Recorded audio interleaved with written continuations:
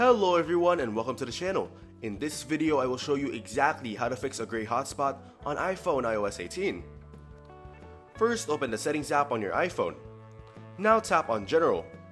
Then tap on Software Update to make sure your iPhone is running the latest version of iOS. If an update is available, install it to ensure your device is up to date. After that, go back to the home screen and swipe down to open the Control Center. Next, turn airplane mode on by tapping the airplane icon, wait for a few seconds, and then turn it off. This can help reset your network connections. Now open the Settings app again.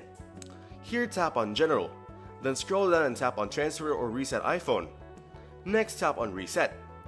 Finally, tap on Reset Network Settings. This will reset your network settings, including Wi-Fi, cellular data, and your hotspot without affecting your personal data. Thank you everyone for watching.